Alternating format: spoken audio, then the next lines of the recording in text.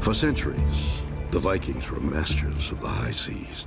Employing the era's most sophisticated techniques, Viking shipbuilders created iconic vessels that are referred to as longships.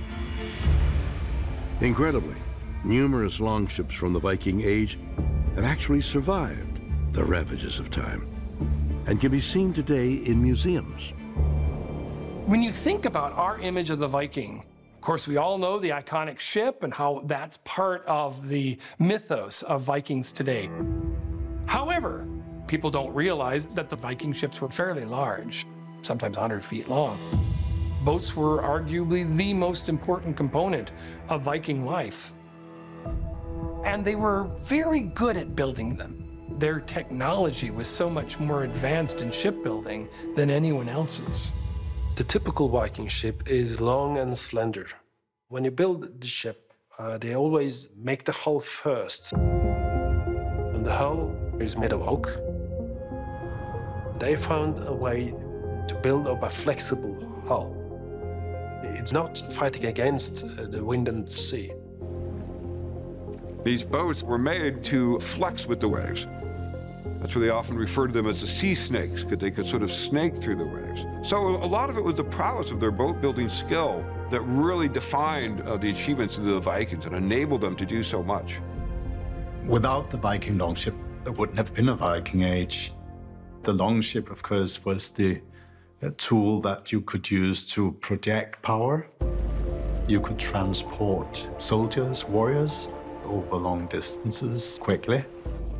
And you could ride far up rivers and you could get across oceans, making these long expeditions that takes you all the way to far away lands.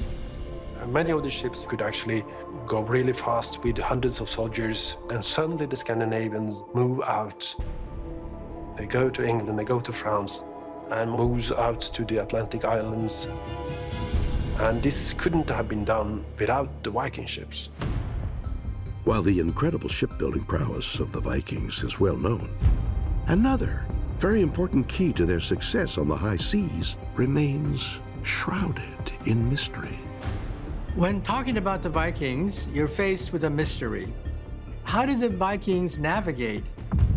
They were able to navigate with tremendous accuracy, yet, for all we know, they had no compass. The compass was a Chinese invention, and without a compass, how could they navigate?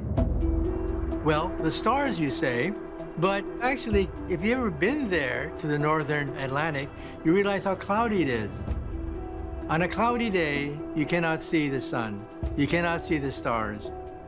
And yet, here they were, navigating throughout Northern Europe. And the question is, how did they do it? In the Norse sagas, we get an account of what could be described as Viking technology. And it involves a mysterious crystal called the Sunstone, or the Solarstein, as they term it. And this is a kind of translucent stone that had special magical powers. The Viking sagas tell us about how this great sunstone was held by the captain of a Viking warship up to a cloudy sky in order to be able to make out where the sun was located in order to be able to navigate.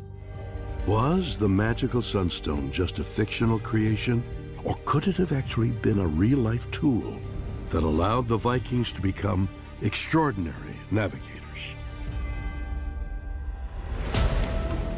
The English Channel, March 2013. While investigating a 16th century sunken English warship, underwater archaeologists uncover an unusual crystal.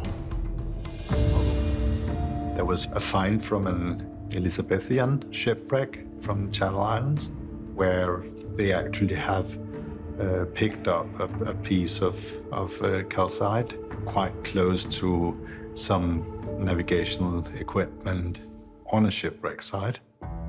It's a mineral, calcite, and it has particular quality that it lets polarized light pass through it, and polarized light comes from the sun.